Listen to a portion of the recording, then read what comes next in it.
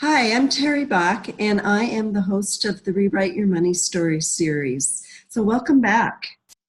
I have noticed in talking with a lot of people about money that what typically comes up is how often couples fight about it. Couples often have different points of views. They often have different money styles. So, it's really hard for them to see the other person's point of view in order to be able to compromise on it. So, and sometimes even though the argument is about money, the issue isn't really about money at all. So I've invited some amazing relationship and financial experts to give us their perspectives on the topic of couples fighting about money and how to help. Marriage problems create stress and uncertainty, and our expert today is Mark Jala, whose passion is coaching couples on how to become stronger emotionally and experience the happy marriage they desire. As the owner of Happy Marriage Coaching, he uses his passion tripod method to teach couples how to break free from porn, avoid financial arguments, and connect on a passionate level. Mark is a certified coach in strategic interventions from Robbins Madonna's training and a never-ending student of married life. Welcome, Mark. Thank you, Terry. Thank you. So I know that there are a lot of people who are giving advice on finances, giving financial advice.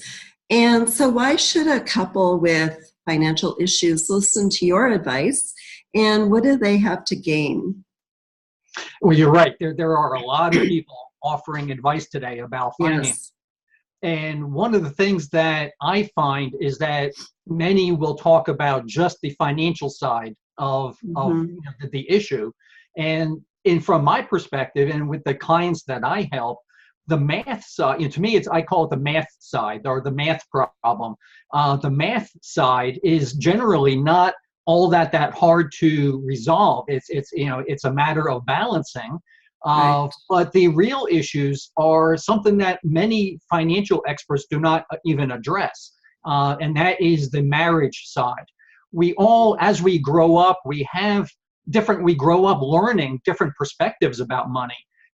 Every person is different, so we learn about money, very differently from other people. And we have needs of our own, and those particular needs oftentimes will address how we use money. And in a relationship, there are many ways that money can be used for power or as to provide guilt onto another person. So there's many different aspects about money in a relationship that's different than just talking about the math side of things. So I provide a little more of what I think is a more comprehensive approach to looking at marriage and finances. So I address it as a dual track issue. So that's something that the finances need to be addressed, absolutely, but also the marriage side and understanding our own views or perspectives about money. Right. That makes a lot of sense. Yeah. And you're right. A lot of financial advisors or people in the money field they talk about balancing the budget and that kind of thing, but you get to not only to the real issues, but to, how to help a couple put those together. That's true. And one of the key things is that, in a relationship perspective, money is not usually the only issue. There's, the other issues go beyond just the money. Mm-hmm. Exactly. So tell me more about that issue, that statement that money issues aren't necessarily about money. There are a lot of listeners here thinking, yeah, we argue about money all the time. It's got to be a money issue. When I coach clients, that's on this issue and others, right. The arguments that they have are very real to them, and that does have to be addressed. But one of the keys that I find is that, I'll give you two examples. A good number of years ago, I used to wake up every morning with a bad headache. And so my usual routine was I would get up in the morning, have this bad headache. I'd grab a couple of Excedrin, and then, about an hour or so later, the headache would be lessened. And then it would be start all over again the next day, and every single day, waking up with this bad headache. Right. Some friends finally asked me, I says, well, Mark, what's going on? Why are you getting all these headaches? And that's an interesting question. Why was I getting these headaches? Exactly. And so, when I started really thinking about it, it's like, what is going on that could be leading to, or, the headaches. And so some friends asked me, it was like, well, are you sleeping well at night? Maybe it's your mattress or the pillow you have. And so finally, I was like, okay, I've had enough of this. It's been going on for too long. So I got a new pillow, like a buckwheat pillow. I got one of those new, was it the Sleep Number beds? So where I could change my side, to be softer or firmer than the other side. And lo and behold, the headaches started going away. And then after a period of time, the headaches were pretty much gone. And instead of being like a rotary engine in bed where I was constantly tossing and turning, I was able to just lay down and wake up in that same position, which never happened to me before. But the big thing was the headaches went away. All the time, my focus was on the headaches. I got to take care of the headache. So, it's like, what, medicine can I take to get rid of the headache? When all the time it was perhaps the pillow or some combination of the pillow and the bed. And I'm also an avid tennis player. So, some years back, I started playing again, back from, I played a little bit in high school and college. And, so after a good year, number of years taking a break, started playing again. But then I started developing a bad case of tennis elbow. And anyone who has tennis elbow knows how painful that can be. It is painful. Yeah. Yeah. So after a while, it's like, I would take the ibuprofen. Okay. There's the medicine, the surface treatment, and then I would put the band around the elbow. It would help a little bit. But after a while, it's like, okay, I can't be living like this and keep on playing. So I finally asked a pro at a local club, hey, would you mind hitting with me and, watching my strokes and seeing, what I'm doing, because I've got to find out what's going on. Why am I getting this tennis elbow? And it only took a few minutes. And he said, okay, Mark, there's two things. First, your tennis racket is ancient. And so you have to upgrade your racket, because the racket you have provides a lot of vibration up the arm and into the elbow. So that's aggravating every single time you hit the ball. Second thing is your mechanics are way off. You're not playing the way you did back in high school and college. You're a little bit older now. You're not swinging through the ball the way you need to. And so, after some classes, he taught me how to, again, the mechanics of how to hit the ball properly. I did upgrade my racket, and now no pain in the elbow, no tennis elbow at all. And so it's a big difference. But to me, the tennis elbow was the problem. The headaches were the problem. Exactly. But in reality, they were just surface issues. They were just something on the top for us to focus on. But we have to get to the root cause of what is really causing the issues. And so, this is the thing that we have to talk about is, what is not just at the surface, but what is beneath the surface and what is causing the money issues or whatever the issue, the problems that we are experiencing. So you're saying that the money is really a surface issue. Exactly. And so what do you think some of the core issues could be? and there's quite, let's get right down to it. So that's an hour-long talk. Okay, we only have a few more minutes. Here's a couple of things. So, let's take a look at a few different examples. And when I do my coaching, my marriage coaching, I come across a number of different commonalities. And so one commonality is there's two different kinds of people that happen to be drawn together and oftentimes get married together. And I'm sure you've come across this. You get one person who is very frugal with their money, another person who is very extravagant with their money.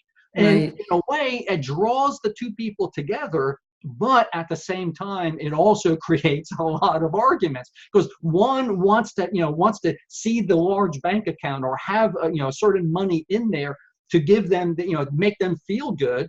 Mm-hmm. One, they don't necessarily care about the balance in the bank account. They want to experience life. They want to Right. travel. They want to go out and retail therapy. So there's Exactly. a lot of things. But how do those two people come together and resolve those particular issues? Another case that I see a lot is after a couple gets married, they perhaps they have a child or two, and then they decide, what's best for the family. Perhaps the husband can go out and work, or the wife, and these days it could be one or the other. One goes out to do, to work, bring in the income. The other one is staying at home. And so when when they're staying at home, they know they're doing a very important job, staying at home, taking care of the children. But now we get this situation where the one who's staying at home had plans. They, at one point, they've had probably career plans. They want to, climb that corporate ladder. They wanted to achieve things, do things. And they know that Exactly. together, if both were in the workforce, they'd have more money to perhaps live in a different neighborhood, to go to, different schools, be able Right. to afford fancier vacations, drive nicer cars, perhaps even safer cars. So Mm-hmm. there is that conflict, and the one who's working can oftentimes feel guilty that they're staying, they're the ones working, and they know that their partner wanted to have a career. And sometimes there is a situation of called self-sabotage. And we Right. do see it sometimes where the one who's working knows that a partner wants, wanted to have a career. And even though it's very honorable and they're doing a very important job for the family, sometimes they may do things even unconsciously, wondering about that particular money dynamic, and all of a sudden they spend money that they really don't have and put themselves into a financial situation where, hey, it's like it would be a lot easier if you worked, and I know Right. you're doing this great thing, but it's almost trying to make them feel better about going and rejoining the workforce. The Exactly. partner that's staying at home, it's the same kind of thing. Mm. That the one staying at home is knows that they want to have a career too, and they might be doing certain things at the house. Well, we have to have this in the house. We have to spend this money, ultimately knowing it's going to create financial issues. So in Exactly. situations like that, it's not the money that's the problem; it's what's behind it. And Exactly. one of the reasons why I chose strategic interventions as to be certified in is because it does a terrific job getting to the root of the reason why we have particular issues. I'm not Yes. sure if many people are familiar with, but we all have different needs. And so there was, we've, in when it comes to marriages and relationships, you've probably heard about the 5 love languages, or as I Right. like to call, the love needs. There's other books out there that talk about emotional needs. Well, Mm-hmm. strategic interventions addresses a topic called the human needs. And there Okay. are 6 human needs that gets to the root cause of why we do the things that we do.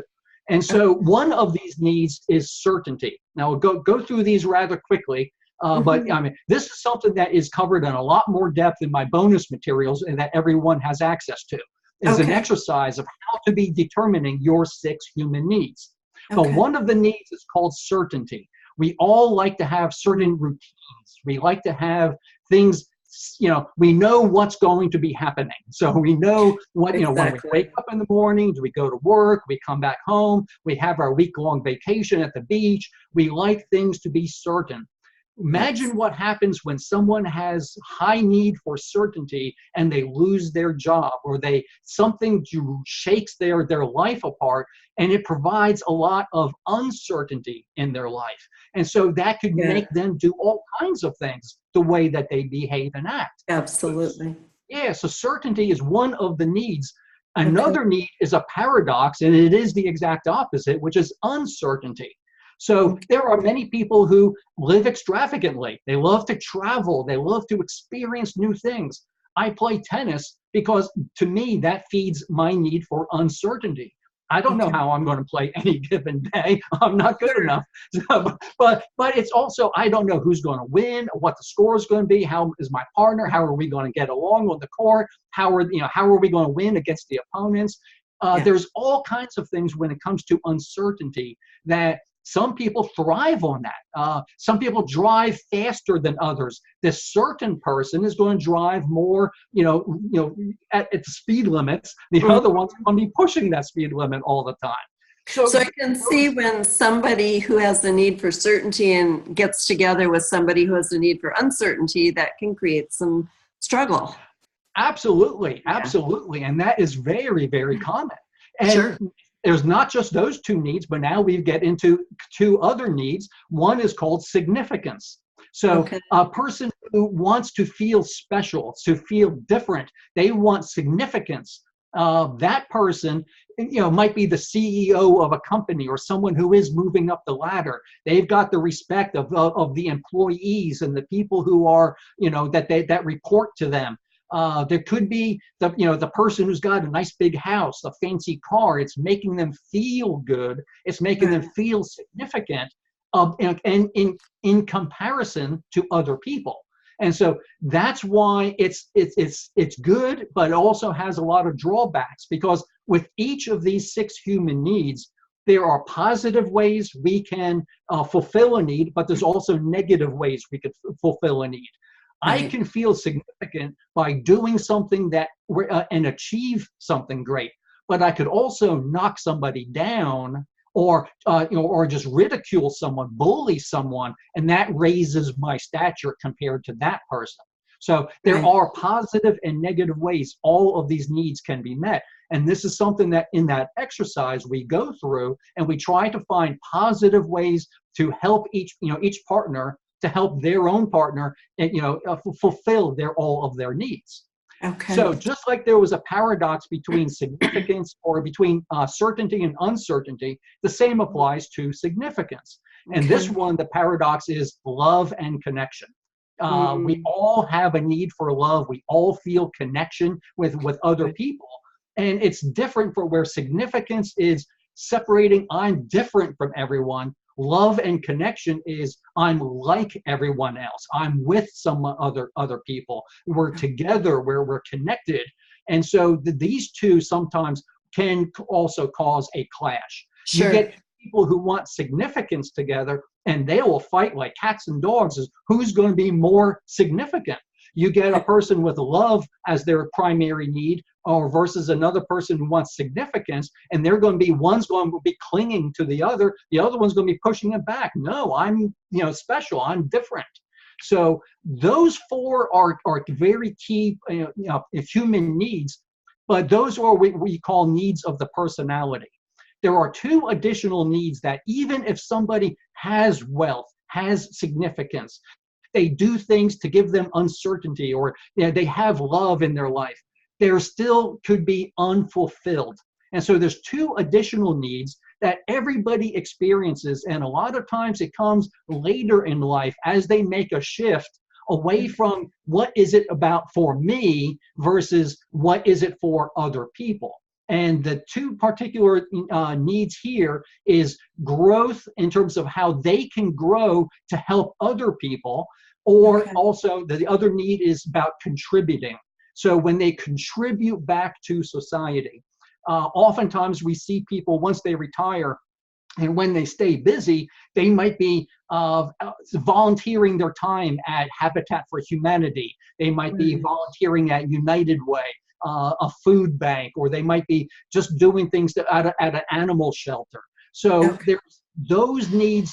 You could have all the other needs and you could be happy internally, but you're still going to feel somewhat unfulfilled. And then when you grow yourself that will help other people, and when you contribute to the needs of other people, that's where that fulfillment comes in.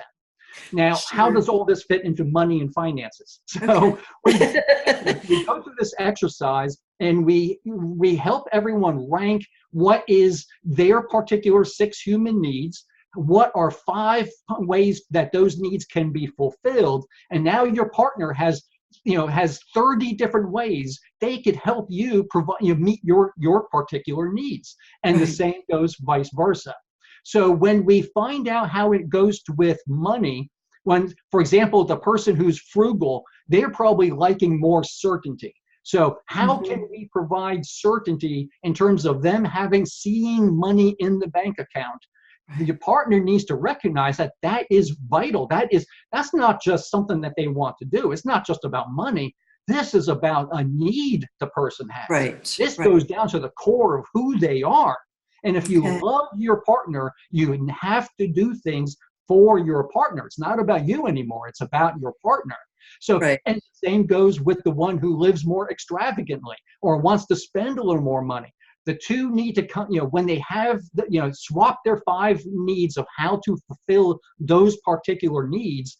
That's when we start seeing where compromise comes in and how we could each meet the needs. How do we meet the frugal person's needs and the extravagant needs at the same time?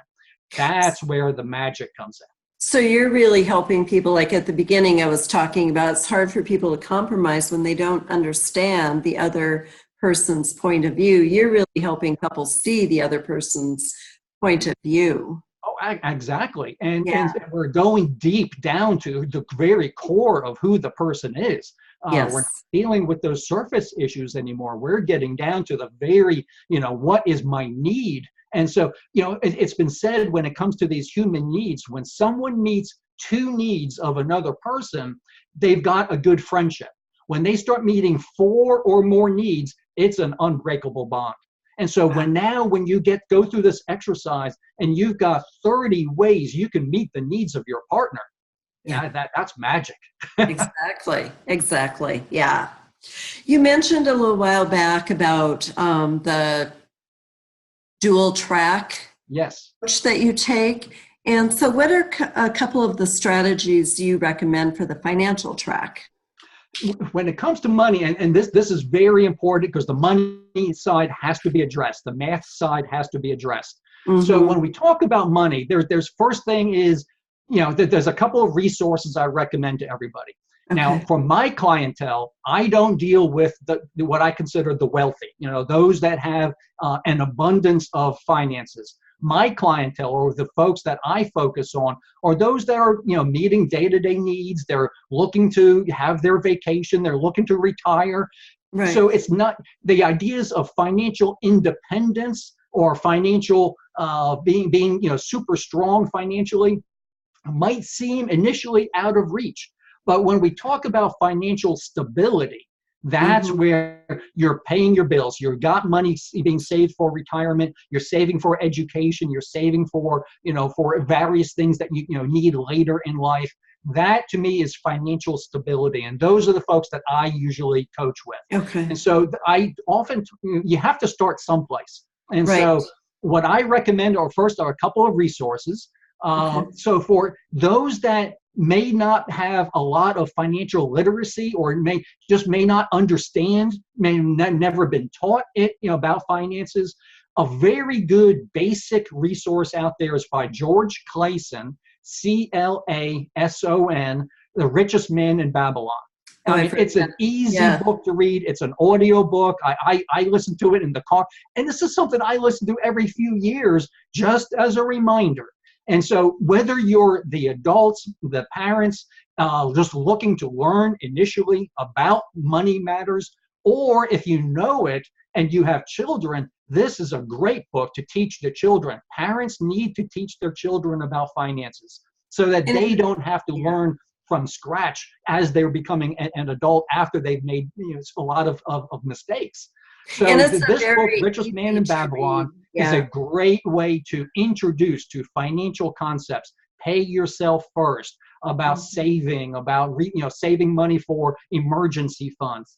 Basic things, but fundamental that you have to know. So that the first of those, there's that resource, and then those that understand the basics and want to move on to meatier matters. Dave Ramsey has a wide source of resources out there.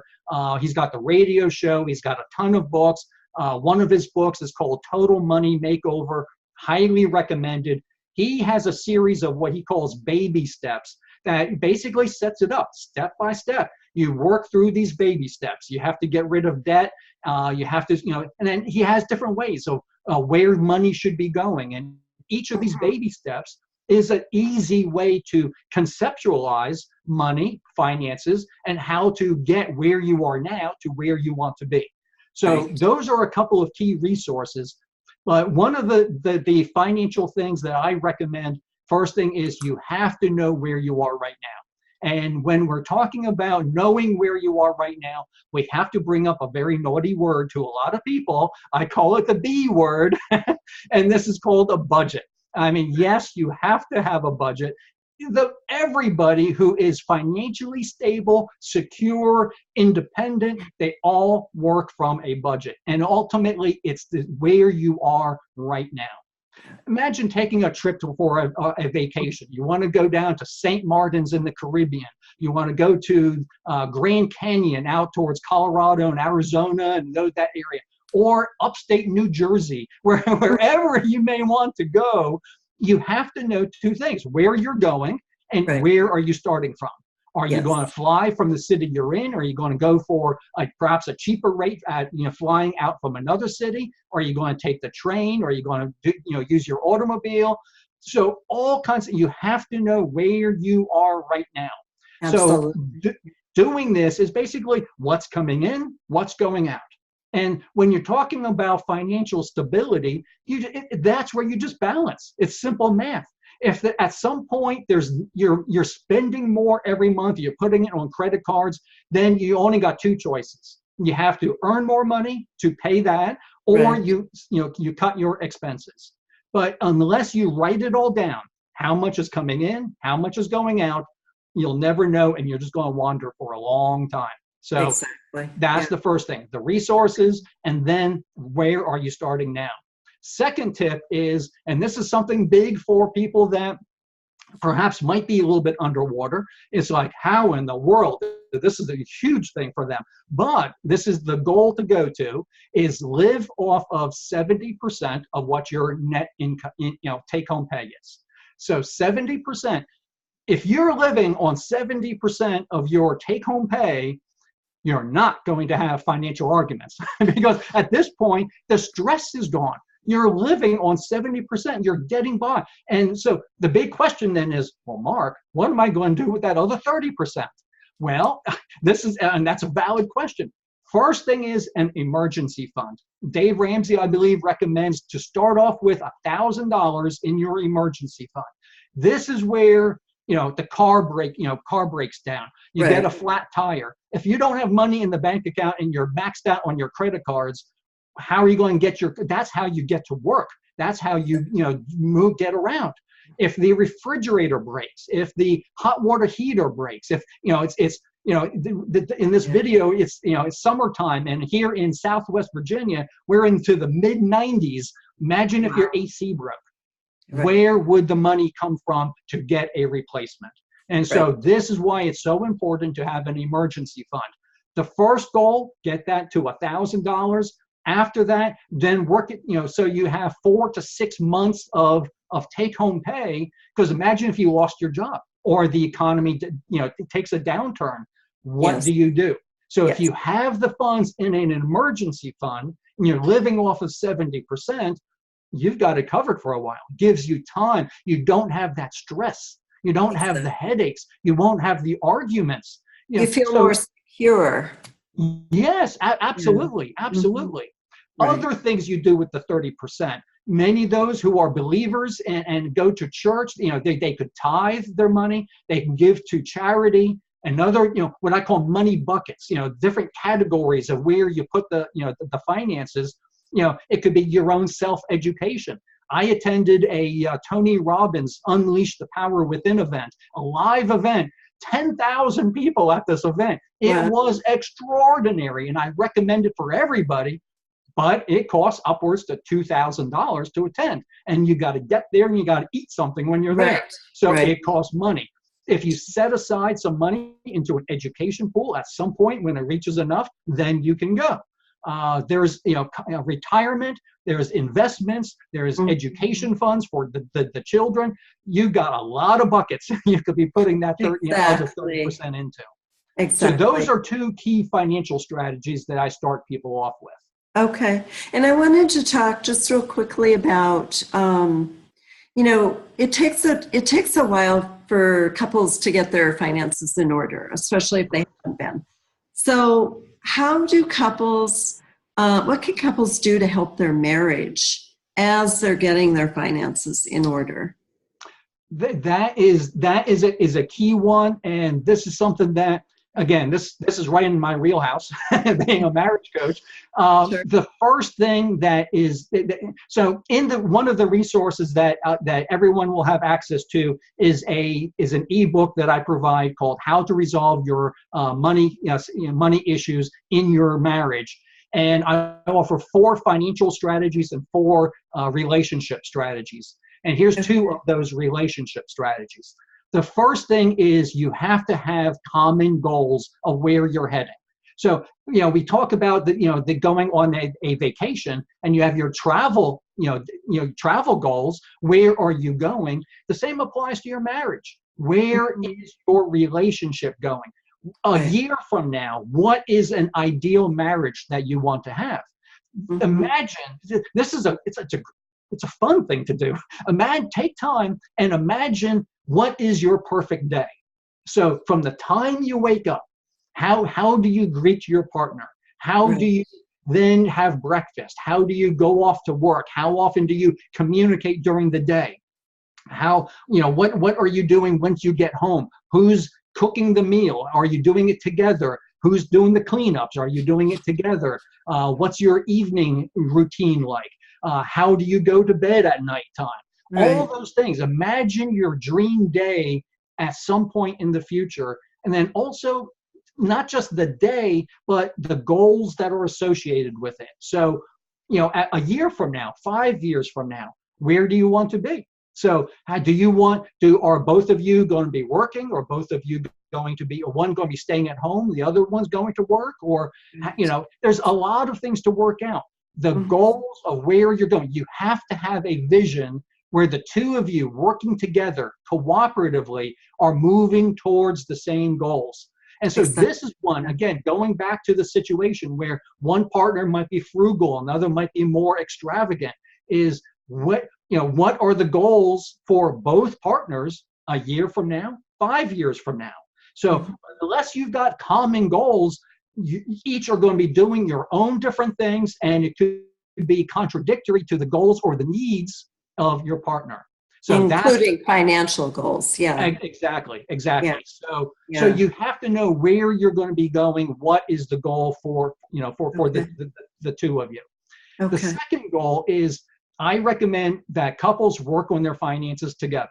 It is quite common, I see, where one person, I've got skills in taking care of the checkbook. I can do that pretty well. The other one might say, good, because I don't. So at first it sounds like a good thing, but there's a power struggle when one person is in charge of all the finances and the other person is not. So I recommend divide it up. If someone's good handling the checkbook, then let the other person deal with perhaps the paperwork, the filing, looking at the bills, and the two of you have to work together to get that balance, get that checkbook balance, and then talk on a regular basis. It doesn't have to be a long drawn out meeting, but just have some time, whether it's weekly, every 2 weeks, no less than once a month, get together and talk about finances. Talk about where you're going. Talk about where things are heading. How are things right now? Are we achieving some of our goals? And so that's the kind of thing, divide up the tasks, what needs to be done, and divide up who's going to be doing what. Don't let one partner do the majority and the other, because at some point, then the other person's going to be feeling that they're left out. They're not part of the equation of meeting, the financial needs. So work together. Exactly. Okay, great. So you mentioned your gift. You've already brought it up a couple times, but is there more you'd like to tell the audience about your free gift? you've got three gifts. Oh, so great. so All right. there's so the first is the ebook about how to resolve financial problems in your marriage, and that is 4 financial strategies, 4 relationship strategies. There's a 90-day plan of how to get your finances and your relationship in order. So it walks you through step by step for the first 30 days, the next 30 days, and the final 30 days. So the thing is, with 90 days from now, so just 90, it happens in a flash. Just Right. 90 days from now, you could have a vision of where you're going, how things are going to be working, and have a much tighter relationship with your partner. That's the first thing. Wow. Second is one of the kind of unspoken rules or skills that is necessary in a relationship. And again, money is one aspect, but the relationship is a very important relationship. And when you're arguing about money, then you have to find a way to not have those arguments. And so the second is another ebook called The Number One Skill Required to Solve Most Marriage Problems, is a skill that if you adopt this skill, then it's going to help understand yourself and your partner. And so all the issues you have, and not just money issues, but all the issues you have, once you adopt this one skill, you'll start to understand why you're behaving a particular way, why your partner is behaving a particular way. And it is crucial to get you from where you are now and whatever arguments you might be having to not having those arguments. Okay. And the third part is something I have a online course called Reignite the Love. And it's a 3-step process, part of this passion tripod method. And it covers a lot about the foundation. The foundation of a marriage is absolutely critical. And there's a series of lessons in this online course. I'm including a bundle of 3 of those lessons. And one of them is specifically about the 6 human needs. And there's 2 others you have to download and check them out. Okay. Wow, that's very generous. And for the audience, all you have to do is click on the button right below this video and it'll take you right to Mark's free gifts. Thank you. And thank you, Mark, for being here. I enjoyed everything that you had to say. You're a wealth of information about working with couples around money in particular, but around a lot of other things with couples. So I appreciate your expertise on that. Great. Thank you, Terry. It's been a pleasure in getting the message out, getting the word out. So thank you. And to the audience, I want to thank you for being here on the Rewrite Your Money Story series. And be sure to tune in tomorrow for our last expert, who will be sharing her expertise on couples fighting about money and how to help. Thank you.